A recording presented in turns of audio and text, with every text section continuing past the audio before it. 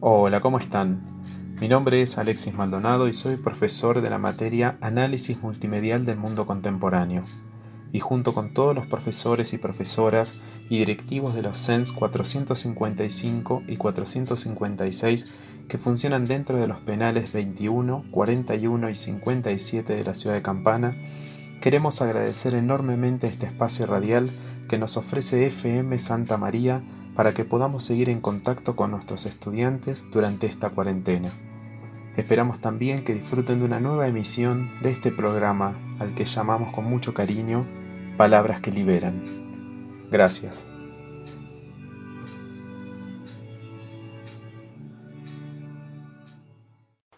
Buenos días, mi nombre es José Lucero, soy profesor de biología.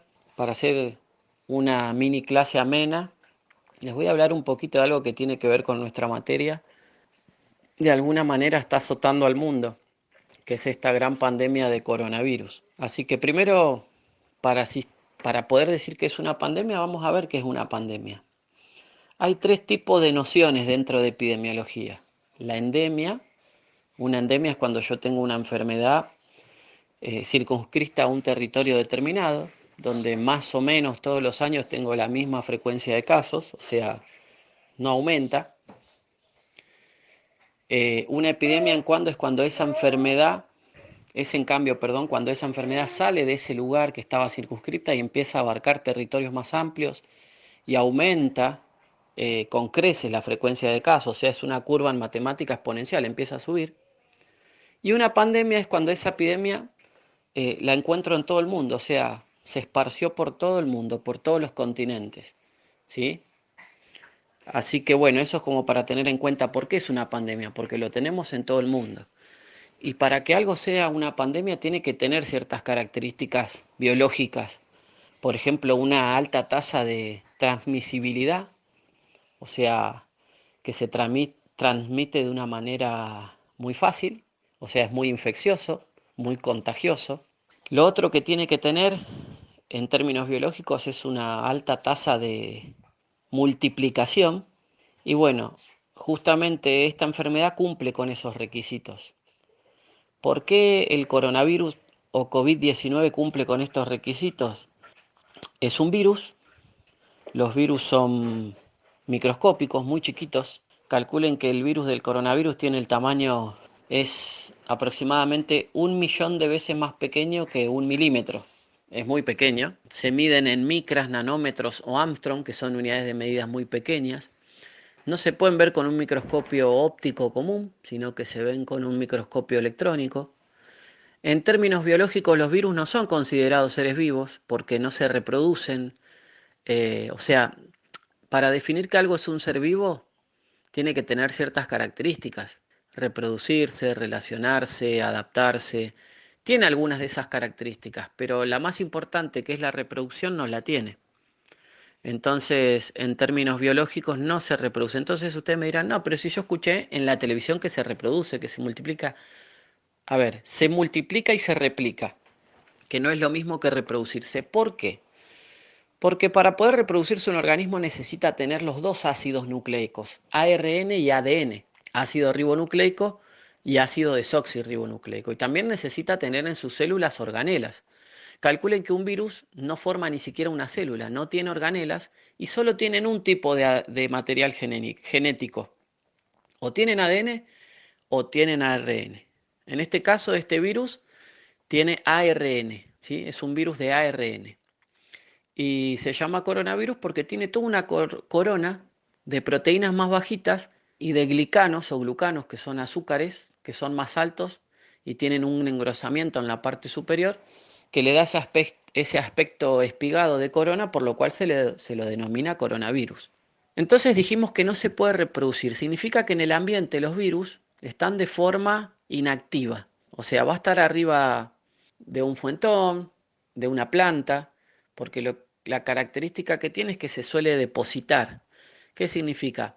Para que circule en el aire tiene que haber una persona que tenga la infección y cuando tose o habla, libera microgotas de salivas denominadas esputo y entonces así se va esparciendo el virus. La distancia recomendada no es de 1 metro, como se dice en muchos lugares, se recomienda 2 metros, ¿sí? Sería lo más seguro. Y esa es la única forma que tiene de circular por el aire. Pero después el virus cae, decae, decanta. Y va a decantar a cualquier sólido o a cualquier líquido.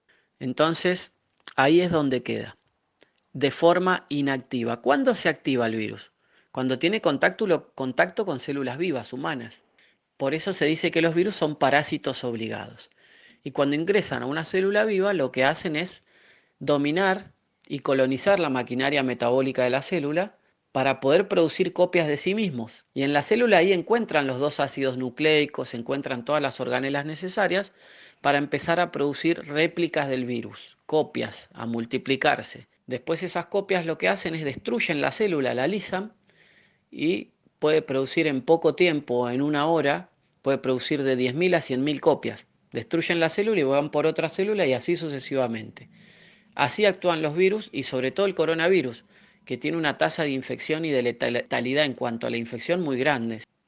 Siguiendo con lo anterior, podemos decir que los virus no son considerados seres vivos, porque necesitan sí o sí infectar organismos o células vivas para poder hacer copias de ellos. Donde se terminen los organismos vivos, ellos pasan a estar inactivos de nuevo, a estar en forma inerte. Ahora bien, hablemos un poco del coronavirus, cuándo se originó, cómo se originó, las hipótesis que hay. No es una enfermedad nueva, hay muchos tipos de coronavirus, o sea que tienen esta forma con esta corona proteica y de glucanos, que le da ese aspecto que se ve en las imágenes. Por ejemplo, el SARS del 2003 era un tipo de coronavirus que aparentemente había sido una mutación de ciertos animales que vivían en África y que produjeron ese salto a la especie humana. También se hablaba del murciélago en esa época. Esa enfermedad, ese SARS, fue mucho más contundente en términos de que los síntomas aparecían a las pocas horas y tenía una tasa de mortalidad mucho más elevada que esta enfermedad, pero era mucho más baja la transmisibilidad. Después, de nuevo, también este fue en África, pero después en China también tuvimos en el 2009 la gripe porcina H1N1. Después en el 2012 también tuvimos otra gripe, otro tipo de enfermedad, el MERS, que estaba relacionada a los camellos. O sea que en China tenemos mucha probabilidad de que surjan estas enfermedades porque qué cosas o qué cuestiones biológicas se están dando en el mundo para favorecer estos saltos mutacionales entre un virus que afecta a un animal y después puede afectar a un humano. Vamos a hablar primero el cambio climático, consecuencia del calentamiento global, la tala de árboles, la deforestación, la acumulación de gases de invernadero, el aumento de la producción mundial para poder satisfacer las necesidades de todos, hace que, bueno, que haya un cambio en el ambiente. Ese cambio va de la mano a que los animales, para no extinguirse, tal vez cambian su dieta, entonces lo que comía uno antes, si ese animal desapareció, se extinguió, tiene que comer otra cosa. Entonces van adquiriendo nuevos virus y microbios, lo que hace que vayan modificando las enfermedades que antes tenían.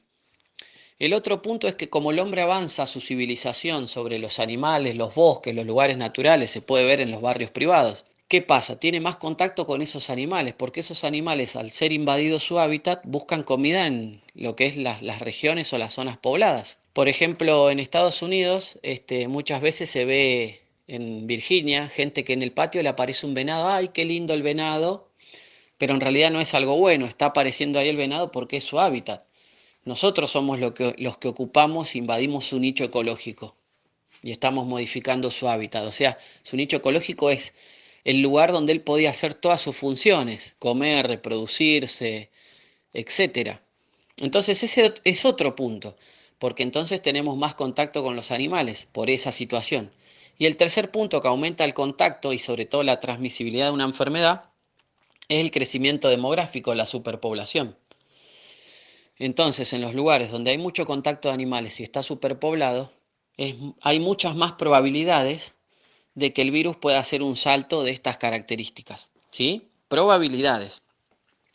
Toda la biología que trabaja con genética y mutaciones no trabaja con datos determinísticos, sino con probabilidades. Entonces ahí más o menos tenemos las posibles causas. El otro punto que también tiene que ver con esto es que muchos científicos han descubierto nuevos tipos de virus, consecuencia de los deshielos de los cascos polares que se han ido derritiendo como consecuencia del calentamiento global y el aumento de la temperatura media global. Entonces muchos de esos virus afectaban a animales que actualmente no existen, por lo cual nosotros no tenemos anticuerpos para esos virus. Y esos virus estaban congelados e inactivos, pero ahora que están activos, que se descongeló digamos, se descongelaron los hielos donde ellos estaban o habían quedado, esos virus necesitan para poder hacer copias de sí mismos nuevos huéspedes, o por lo menos nuevos reservorios para después encontrar nuevos huéspedes. Reservorio es aquel animal o planta que lleva un virus y prácticamente no le afectan nada, pero el problema es que si uno lo come y tiene ese virus y ese virus nos ataca, podemos tener un problema grave. Y la otra teoría que se está hablando es de que sea un arma biológica porque justo en la provincia de Hubei, en la ciudad de Wuhan, está el Instituto de Virología de China y también hay un centro de seguridad de producción de armas biológicas de seguridad 4, si no me equivoco. Y entonces, bueno, eso hace dudar, ¿no? Porque hay muchos científicos que dicen que este coronavirus tiene primero una alta tasa de transmisibilidad e infección, que es difícil que se dé de forma natural, y después dicen que tiene, por ejemplo, suele atacar las partes del cuerpo y a las personas más débiles, por lo cual está relacionado con el sistema inmunológico, por lo cual se cree que puede tener genes que no sean directamente una gripe, sino que puedan ser incluso del VIH, por lo cual hace dudar sobre el origen de este virus, porque tiene ciertas características que, bueno, no todos los científicos concuerdan con cómo se habría originado. Así que, bueno, yo les cuento más o menos las hipótesis. Ninguna está 100% corroborada, son simplemente hipótesis y algunas pueden tener más apoyo que otras. ¿Cómo se produce la infección? ¿O cómo habría sido el origen? ¿Sí? Ya sea que sea de forma natural o no, el posible origen es el siguiente. Este virus atacaba a los murciélagos. En este, los murciélagos a veces se alimentan de serpientes o las serpientes de murciélagos o también otro animalito que hay mucho en China que es el pangolín. Y de esa manera, si un murciélago fue consumido por una serpiente o viceversa, ese virus pudo haber pasado al otro animal. Se cree que en la serpiente encontró el receptor que necesitaba para poder infectar células humanas. Algo difícil, pero bueno, esa es la teoría hoy que se está difundiendo. De esa manera empezó a infectar humanos. Lo que hacen los humanos es que puede entrar por los ojos, por la boca, por la nariz. Por eso hay que desinfectarse bien las manos. Una vez que ingresa en nuestro organismo por las vías aéreas, llega a los pulmones. En los pulmones va a los alvéolos pulmonares, que son estructuras de los bronquios que producen el intercambio gaseoso, o sea, la hematosis, que es el paso del oxígeno desde las vías aéreas hasta el sistema circulatorio. Lo que hace este virus es empieza a atacar todos los alvéolos y todas las células pulmonares y empieza a producir mucho líquido, mucho moco. Por eso la persona empieza a toser, a tener catarro, y ese moco empieza a tapar todos los alvéolos. Entonces, cuando uno quiere respirar, le cuesta porque no puede entrar el aire con oxígeno. Y eso afecta porque ahí cuando se hace el cambio, la hematosis del oxígeno del sistema respiratorio al circulatorio, esa sangre va al corazón, para que el corazón la bombee con mucha fuerza a todas las células de nuestro cuerpo. O sea, se da la circulación simple y doble. El problema es que cuando llega al corazón llega con poco oxígeno, entonces el corazón colapsa, porque también necesita oxígeno para bombear, y por ende colapsa todo el sistema y se da un colapso que produce la muerte. Esto pasa sobre todo en personas, en adultos mayores, mayores de 60 años o personas que tienen enfermedades respiratorias, asma bronquial, enfermedades crónicas, aquellos que son diabéticos, que tienen problemas cardíacos, que están inmunodepresivos porque recibieron algún trasplante de órganos o que están haciendo quimioterapia, también están inmunodepresivos porque tienen algún tipo de cáncer. Entonces, para esas personas suele generar una enfermedad que deriva en una neumonía muy fuerte y que, bueno, termina con la vida de la persona. ¿Por qué se dice que no ataca a niños? Se dice que no ataca a niños porque el receptor que tiene la enfermedad para reconocer la proteína específica en la membrana celular del ser humano encaja justo en las personas adultas o en los jóvenes, pero le cuesta más encajar en los niños porque los niños todavía no tienen desarrollado ese receptor. Entonces se da en menor probabilidad la enfermedad. Pero eso no los exime de que tengan la enfermedad. De hecho, en el Chaco ya tenemos un nene de 4 años y tiene los síntomas.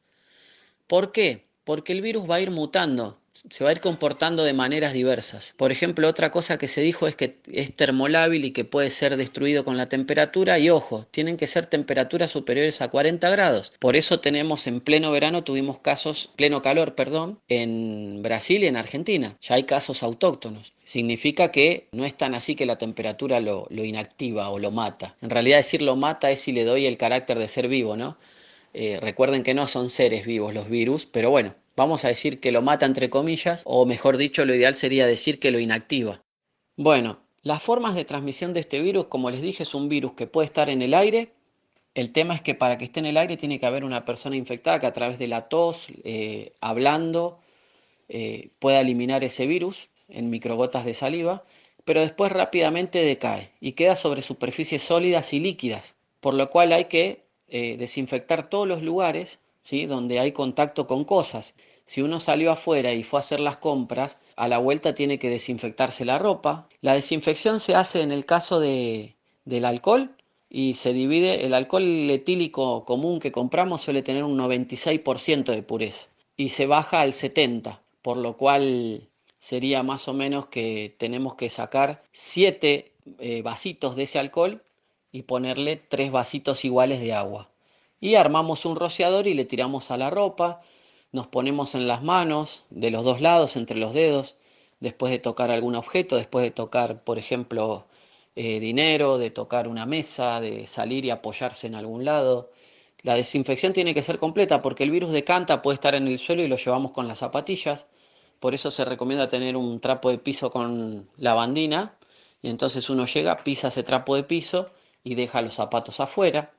La desinfección tiene que ser total y sobre todo cuando uno toca un objeto ajeno que no sabe su origen o quién lo tocó, se tiene que desinfectar porque después nuestros reflejos hacen que continuamente nos llevemos las manos a la boca, a la nariz, a los ojos y de esa forma nos infectamos, ¿sí? Porque el virus puede entrar por esas 3 vías. Así que hay que tener mucho cuidado. En cuanto a la lavandina, en 1 litro de lavandina se pueden poner aproximadamente 10 gotitas de lavandina como para que tenga una efectividad importante y también se puede poner en un rociador y usarlo para desinfectar. Bueno, esas son más o menos las cosas que tenemos que tener en cuenta. No tiene cura, todavía no hay vacuna, por lo cual la única herramienta que tenemos es la prevención y cuidarnos mucho porque este virus ya ha mutado. De hecho, se dice que el que está en Europa es mucho más virulento que el que está acá. Se cree que ha tenido entre 3 y 4 mutaciones. Es más, muchos científicos dicen que es el mismo SARS del 2003 que ha ido mutando, por eso muchos le llaman COVID-2. Así que bueno, tenemos que tener mucho cuidado porque encima el virus puede quedar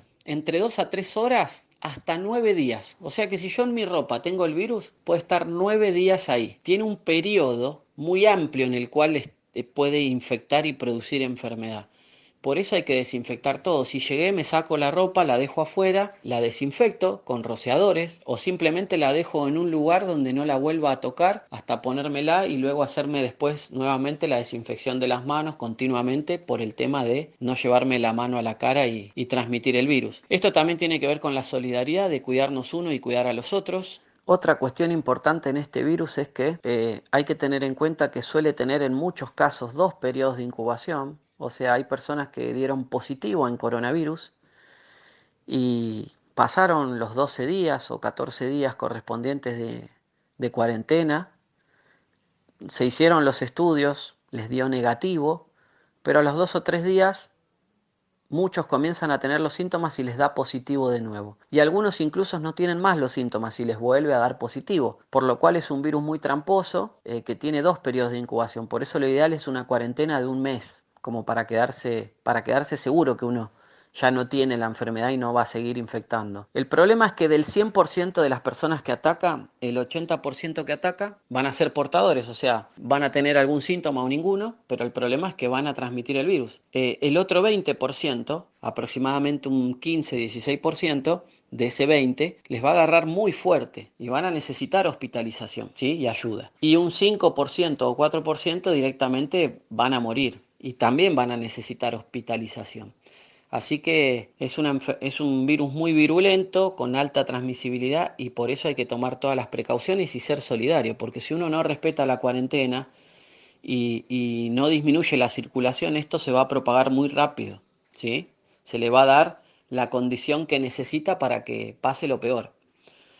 Otro dato a tener en cuenta es que generalmente, a diferencia, por ejemplo, del SARS del 2002, el problema es que tardás en tener los síntomas.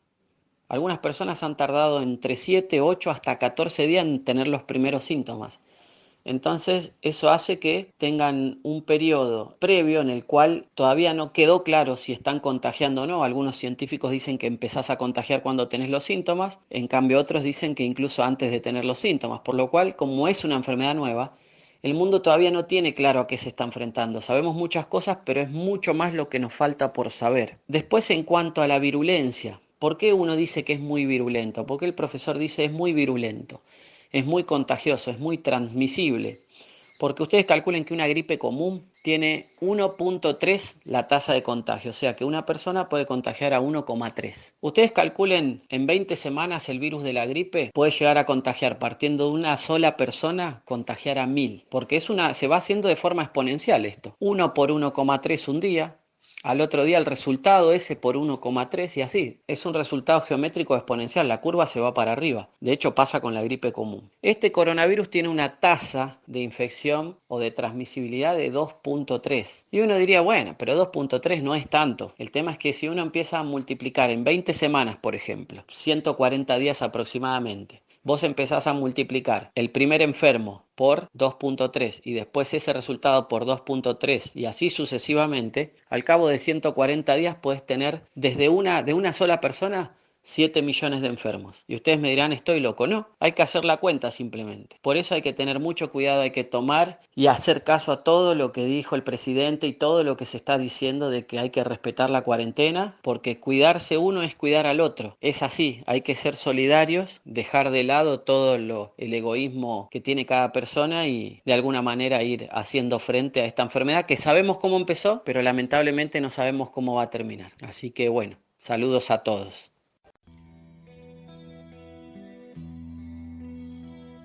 Hola, les habla Pablo Galarza. Soy profesor de Historia y Geografía y Sociología en los CENS 455 y 456 que funcionan en las unidades de la penitenciaría de Campana.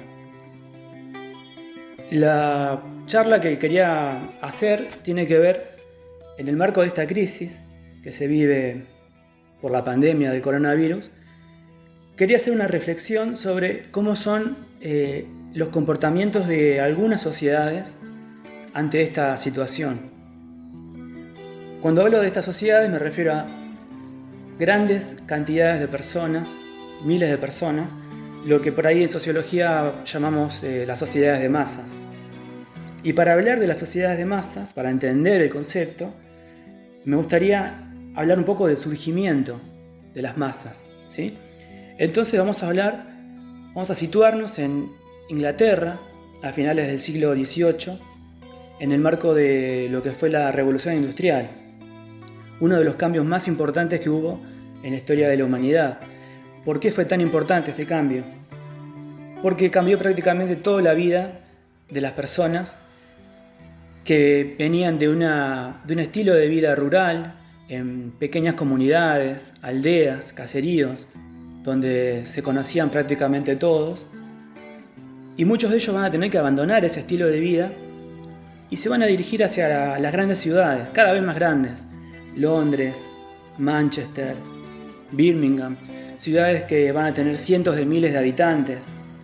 Londres, por ejemplo, va a tener 1 millón de habitantes hacia el año 1800. ¿Y cómo va a ser la vida en estas grandes ciudades? Bueno, tenemos que pensar que van a haber grandes barrios de trabajadores, y no ya trabajadores rurales, sino trabajadores de fábricas, los obreros. Un nuevo tipo de trabajador que va a surgir en estas grandes ciudades, que van a habitar en barrios con viviendas pequeñas, una al lado de la otra, donde van a convivir grandes cantidades de personas. Esas familias eran bastante numerosas,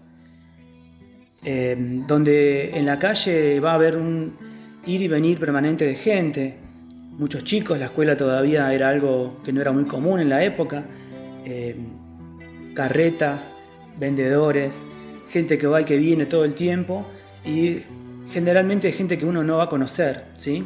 personas desconocidas, algo que era bastante raro en las aldeas de donde muchos de ellos venían. Y a lo lejos quizás se van a ver grandes chimeneas con columnas de humo que salen permanentemente de esas fábricas modernas, ¿sí? Las fábricas que van a ir surgiendo en Inglaterra primero y en otros países de Europa y también Estados Unidos y Japón. Esas fábricas que van a tener miles de obreros hacinados con pésimas condiciones de trabajo, con salarios muy pero muy bajos, y que van a tener también costumbres distintas, personas que van a tener costumbres que los van a identificar claramente y que los van a diferenciar de otro tipo de personas. Por ejemplo,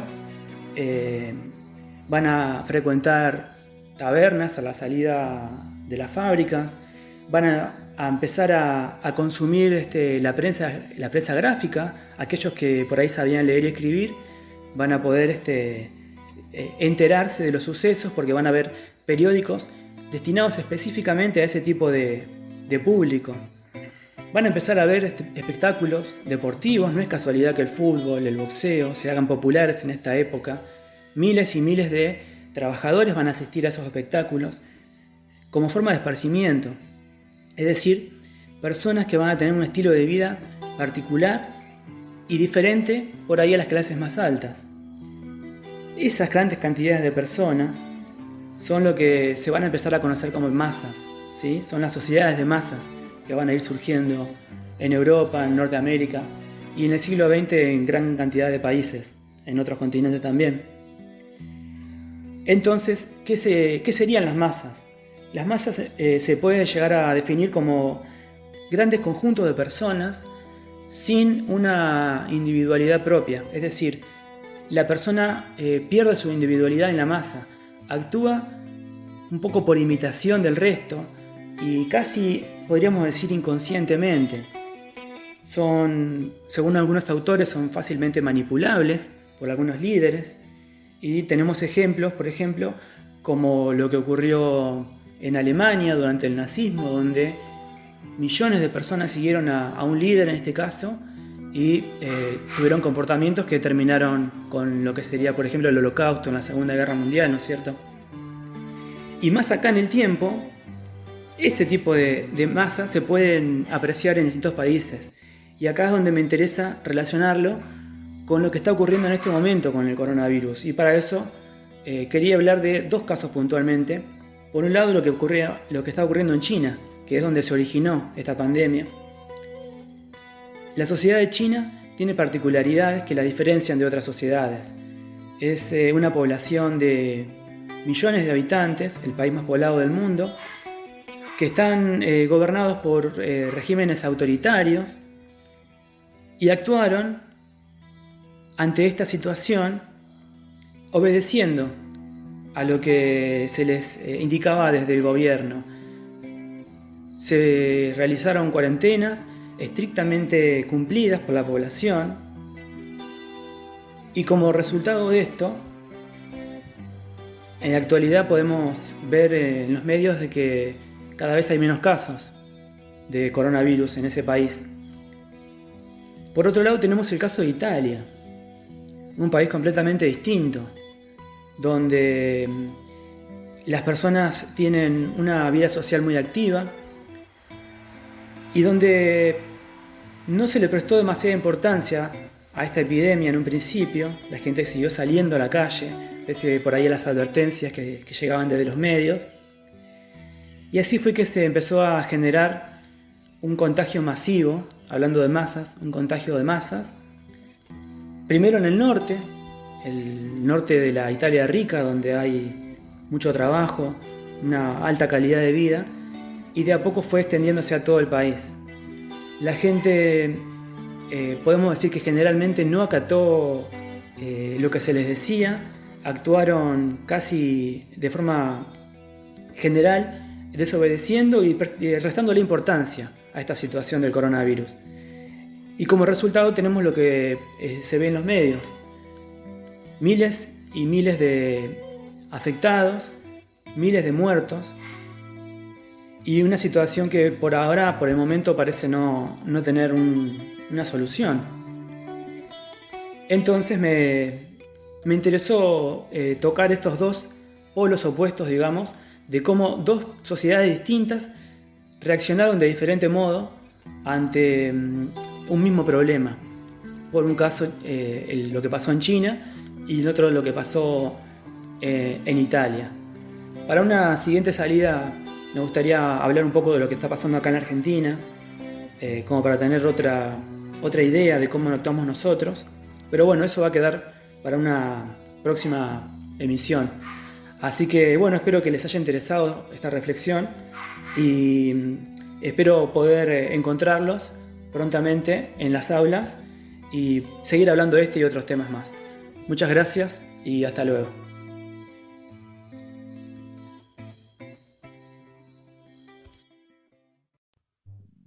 Hola chicos, mi nombre es Verónica Villalba, soy profesora de química en tercero primera y tercero segunda del CENS 456 de la unidad número 57. En el área de la química también nos acompaña la profesora Fabiana Olivera. Al plantearnos una clase para ustedes, nos pareció adecuado no hacer una clase teórica, sino hablarles sobre hechos, curiosidades o preguntas que se podrían hacer de la vida cotidiana y que están relacionados con los conocimientos de la química. Vamos a hablar de dos curiosidades que están relacionadas con los alimentos y una tercera que está relacionada en forma indirecta. La primera curiosidad es si ustedes alguna vez se han preguntado por qué algunas frutas son llamadas cítricas. Todos tenemos el conocimiento que como frutas cítricas se puede nombrar a la naranja, a la mandarina, al limón, a la lima, etc. ¿Sí? La razón de que estas frutas se las denomine como cítricas es porque en su composición química presentan al ácido cítrico. Cítrico, de ahí su denominación como fruta cítrica. Aparte de tener presente esta sustancia química, también poseen el ácido ascórbico. Esta sustancia no es más ni menos que la vitamina C. ¿Sí? La presencia de estos dos ácidos en las frutas cítricas le da su sabor característico.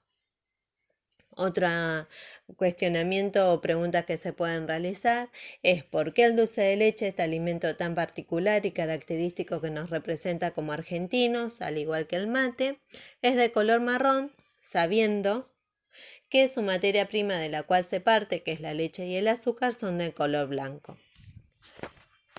Este color característico se debe a que ocurre una reacción química, ¿sí? Que se llama reacción de Maillard. La leche posee una proteína. Esa proteína tiene en su composición un grupo amino. Este grupo amino interacciona con el azúcar que nosotros le agregamos, ¿sí? Y a altas temperaturas, porque nosotros a la leche con el azúcar la ponemos al fuego para cocinarle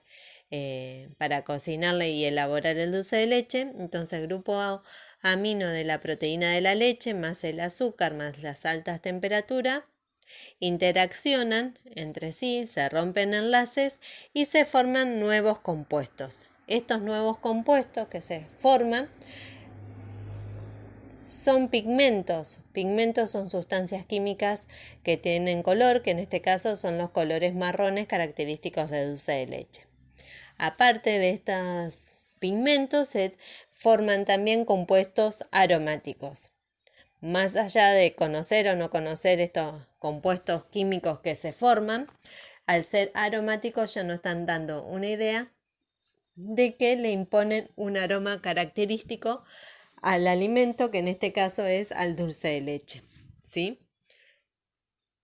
Entonces, esta reacción de Maillard que ocurre en la producción de dulce de leche produce pigmentos, que es el color marrón, y compuestos aromáticos, que le dan ese olor característico mientras se está produciendo dulce de leche. Esta reacción de Maillard, como siempre le digo a mis alumnos, siempre que ustedes vean un apellido en alguna ley o en alguna unidad de una magnitud, se debe al físico o al químico que estudió ese fenómeno en algún momento de la historia, ¿sí? Esta reacción de Maillard en esta elaboración de dulce de leche es una reacción deseada y esperada, lo mismo que cuando se elabora el pan. Cuando uno elabora el pan, obtiene una masa y esa masa se pone en una fuente y se lleva al horno, ¿sí? Esa masa se expone a una alta temperatura.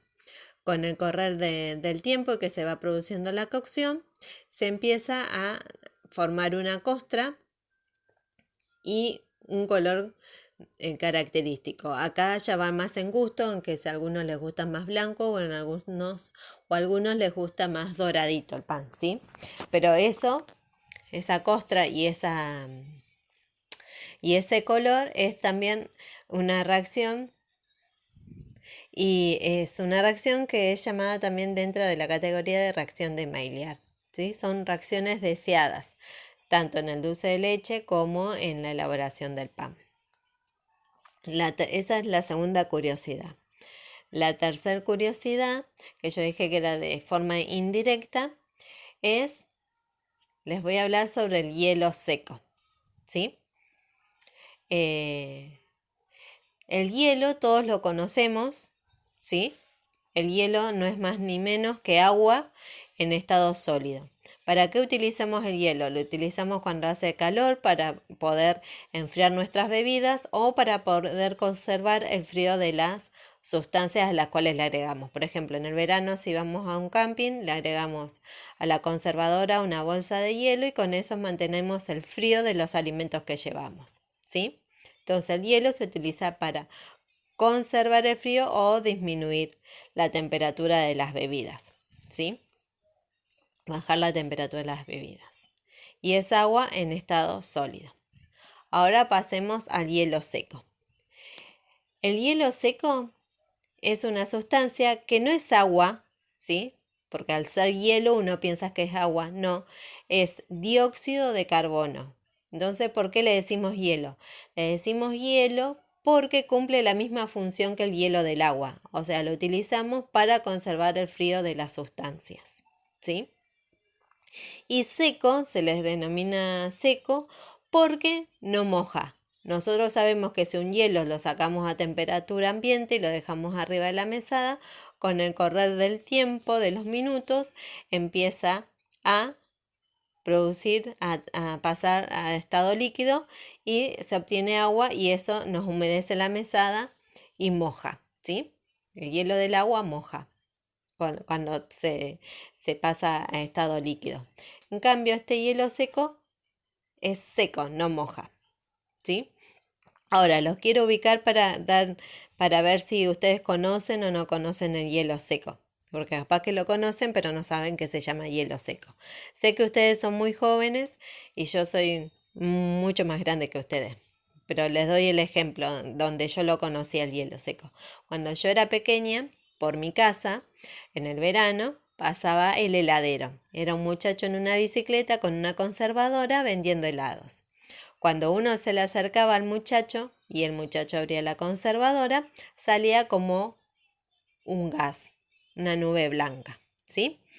Lo que utilizaba era hielo seco para conservar los helados, ¿sí? Ahora bien, el hielo seco es un cubo de color blanco que, como ya les dije, es dióxido de carbono en estado sólido y se utiliza para conservar el frío de sustancias, ¿sí? O objetos, lo que quiera conservar el frío. Este hielo seco, cuando se lo expone a temperatura ambiente, ¿sí? Empieza a surgir esta nube blanca, ¿sí? ¿Qué está ocurriendo ahí? Lo que ocurre es que el dióxido de carbono está en estado sólido. Al adquirir o al pasar a temperatura ambiente, este dióxido de carbono que está en estado sólido pasa automáticamente al estado gaseoso. De ahí que observamos esa nube blanca. Es una característica que no todas las sustancias lo realizan, son excepciones, ¿sí? ¿Qué sería la excepción que estoy hablando yo? De pasar del estado sólido al estado gaseoso sin pasar por el estado líquido, ¿sí? Se dice que la sustancia es volátil, pasa del estado sólido al estado líquido, al estado gaseoso, perdón, del estado sólido al estado gaseoso. Lo normal que hace la mayoría de las sustancias es, como el agua, que es el ejemplo universal, del estado sólido, que es hielo, pasa al estado líquido, que es agua, y luego, si le seguimos aumentando la temperatura, va a pasar al estado gaseoso, que le llamamos vapor, ¿sí? El dióxido de carbono tiene esta particularidad: anula el estado líquido y pasa directamente al estado gaseoso. Por eso que se le dice hielo seco. Es una sustancia que se utiliza para conservar los alimentos y que no humedece, ¿sí? Bueno, chicos, espero que les haya interesado o que les haya resultado interesante esto que les comenté. Espero poder encontrarnos nuevamente en el aula, porque con ustedes dos les estoy hablando a tercero primera y a tercero segunda. Tuvimos la posibilidad de tener un encuentro. Esto que les estoy diciendo, espero poder verlo, que nuestro encuentro sea en el aula para poder dictar nuestras clases. Y bueno, si la situación amerita que sigamos estando en estas condiciones, entre todos vamos a poder salir adelante, y les mando un saludo enorme y mucha fuerza, porque entre todos, chicos, vamos a poder. Saludos y buena vibra. Estas palabras las queremos transmitir a partir de la nueva conmemoración de un desembarco argentino en las Islas Malvinas. Quienes lo preparamos es la profesora Lucía Pose, que tocó en su piano algunas canciones, y el que habla, Claudio Carcini, que me atrevo a decir unas palabras en este momento. Y esta fecha coincide con un episodio en que no nos podemos ver dando clases normalmente. Me refiero a un nuevo aniversario del desembarco de nuestras tropas en las Islas Malvinas, que se encuentran desde 1833 ocupadas ilegítimamente por Inglaterra. Mucho se ha escrito y hablado acerca de este glorioso hecho, y muchas veces, generalmente motivado por egoístas argumentos políticos, se ha pretendido quitarles el valor de su significado. La patria y su gente, a través de sus más preciados frutos, sus hijos, jóvenes que en ese momento tenían la misma edad que ustedes, allá fueron, empuñando un fusil, dispuestos a dar la vida persiguiendo una causa justa, la integridad del territorio, que nos define como nación. En muchos casos mal preparados, mal vestidos, poco entrenados, incluso sufriendo en algunas situaciones las mismas necesidades que ustedes viven diariamente en la unidad. Fueron utilizados como herramienta para la permanencia de un régimen agotado e ilegal, pero sintiéndose parte de una gesta nacional, enfrentando a una potencia militar con la grandeza que nos brinda la razón.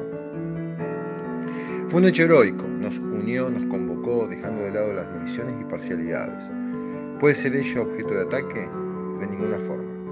Y en este sentido es necesario aclarar que no se defendió a un gobierno ilegal, sino que se apoyó el hecho y su significado. Por ello, precisamente, es la fecha del desembarco que se conmemora. Claramente, la solución militar es la no opción, y siempre debe primar el diálogo, la negociación y el acuerdo en todos los ámbitos.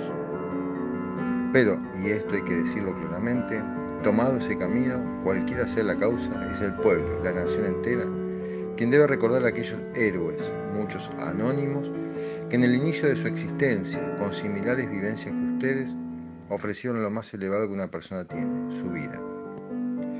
Los que pudieron volver fueron escondidos por nuestros propios gobernantes, precisamente quienes los condujeron a una lucha desigual. Se los humilló, denigró e ignoró. Se evitó mostrarlos como si hubiesen sido los culpables de la derrota. Fue un capítulo más quizás al final, de un gobierno que ya se encontraba vencido mucho antes. Debemos recordar este hecho en un momento en que también nos encuentra unidos, tratando de generar conciencia social al enfrentar a otro adversario, sufriendo privaciones y límites, incluso ustedes, que han perdido su diaria rutina y el contacto con sus familias y seres queridos. No es una lucha con el fusil en mano, pero sí con similar peligro, la vida propia y la de los seres que amamos, pero sabiendo y conociendo que solo la mancomunión, el esfuerzo colectivo, la propia capacidad y fuerza nos va a permitir saltear este momento. No sin esfuerzo, pero sí con capacidad y compromiso. Es por ello que queríamos destacar los aspectos en común que acompañan la situación actual con lo que pasó hace ya 38 años. En aquella oportunidad, no sin dolor ni costo, permitió abrir paso a la posibilidad que construyamos nuestro destino, siendo el inicio del fin de una época, aún sin lograr recuperar parte de nuestro territorio que seguimos reclamando, hoy también, con dolor y esfuerzo, buscando recuperar el sentido de la nacionalidad, todos en el lugar que ocupamos. Les mandamos un saludo, esperando compartir nuevamente con ustedes la hermosa tarea de formarlos y educarlos para que lo que venga sea lo mejor. Lucía y Claudia. Hola chicos, soy Laura Mudano, profesora de biología. Esta invitación para hablar con ustedes me la hizo Lucas Jiménez. Les quiero contar un poquito sobre el tema de nuestros árboles, la importancia que tienen para nosotros. Seguramente ustedes en algún momento de sus vidas han estado debajo de ellos, bajo su sombra, quizás jugando a la pelota y yendo a refrescarse un rato mientras descansaban.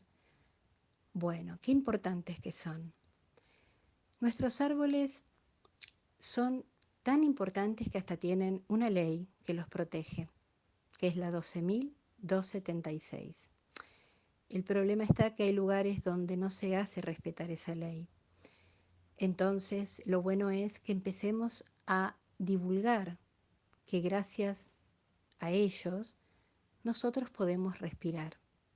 Y no solamente nosotros las personas, sino que todos los seres vivos respiramos gracias a que los árboles son como fábricas verdes, es decir, producen alimento y producen oxígeno para que podamos vivir el resto de los seres vivos. Tienen muchas otras funciones. También de los árboles se sacan medicamentos, también se sacan alimentos, bueno, los frutos que consumimos. Fíjense y recuerden cuando ustedes eran chicos, quizás vieron un árbol pequeñito y hoy en día ese árbol realmente nos supera en altura, nos supera en todo. Y dependemos de ese árbol. ¿Por qué hablamos en esta época? Porque empieza el otoño. Aunque hagan días de calor, ustedes saben que en pocos días los árboles empiezan a perder sus hojas. Las pierden porque, bueno, junto con esa pérdida de hojas pierden algunas sustancias tóxicas. Entonces, ellos las eliminan. Pero hay muchas personas que le molestan esas hojas, no dándose cuenta que son el abono que tiene la tierra para justamente enriquecerse con todos los nutrientes. ¿Qué pasa a veces? Y bueno, tenemos personas que, como les molestan las hojas, empiezan a podarlos, pero sin conocimiento.